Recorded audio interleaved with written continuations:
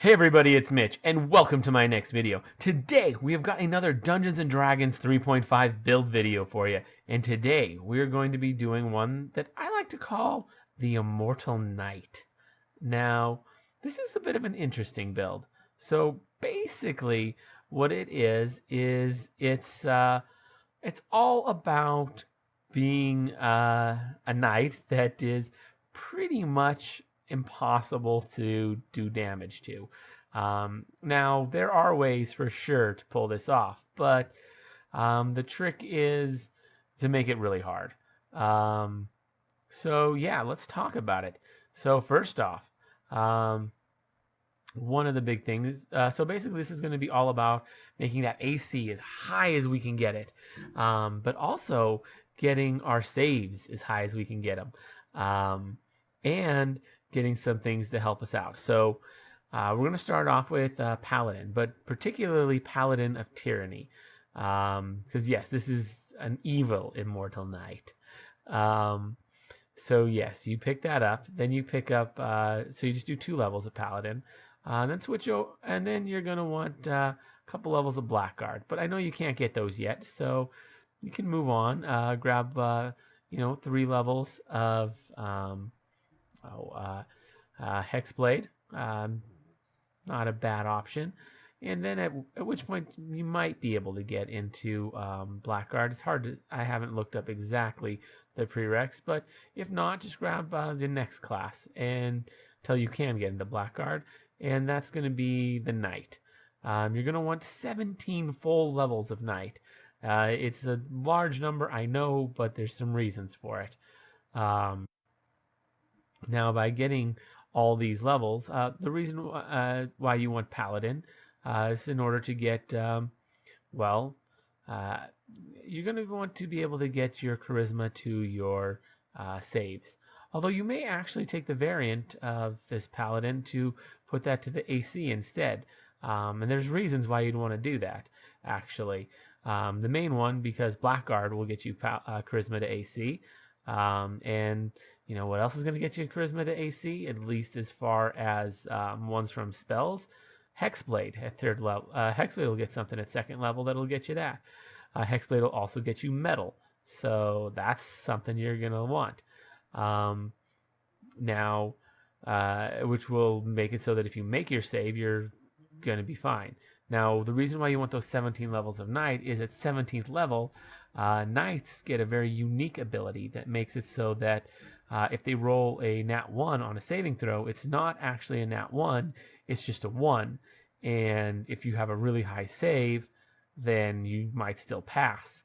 So by combining that with these abilities that add all, just give you tons of your charisma to AC, like double stacking charisma to AC or triple stacking even, you're basically not going to fail a save ever. And you have metal, so you're basically immune to anything with a will or a fortitude save. Grab a ring of evasion, and same with reflex now too. Or you can pick up 2 levels of rogue. There's a lot of levels in this build, so picking up 2 levels of rogue might be tricky, especially seeing as there's some other things you might want to grab.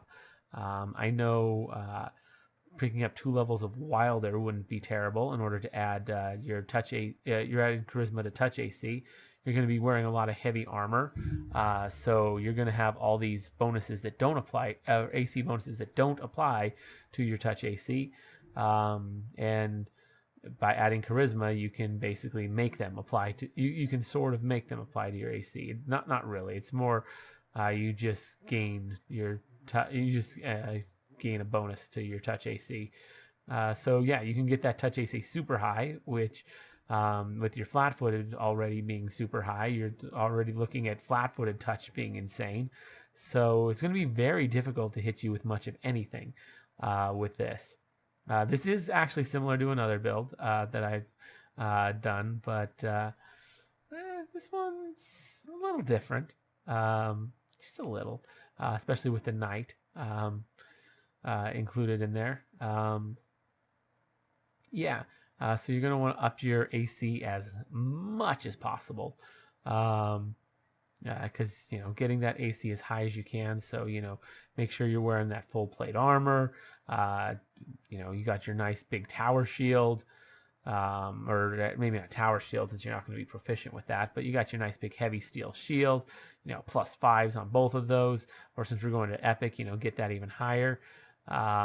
Really, really ramp that up and make it so that it's just as hard as possible to actually hit you with literally anything. So yeah, that's basically the build. There's not a whole lot to it. Up your AC as much as possible. Get those saves up crazy high. You want that charisma to be super high for sure. Maybe try and use some. You can always try and use spells like Thunderlance. Maybe find an enchantrix to like persist it so it lasts all day. Because it's a great spell all in all that will let you do charisma to your damage. But even without that, you can just swing a regular weapon. Just have charisma be your highest stat, and you're just not much of a damage dealer at that point. But you're hard to kill. So yeah, that's basically the build. Anyways, and then there are definitely some weaknesses to it for sure, but you have to figure those out for yourself. Anyways, that's all I have for the video. If you enjoyed the video, consider giving it a like. Maybe subscribe to the channel for more D&D 3.5 content, and ring that notification bell so you never miss out on a video. Anyways, as always, I'm Mitch, and I'll be seeing you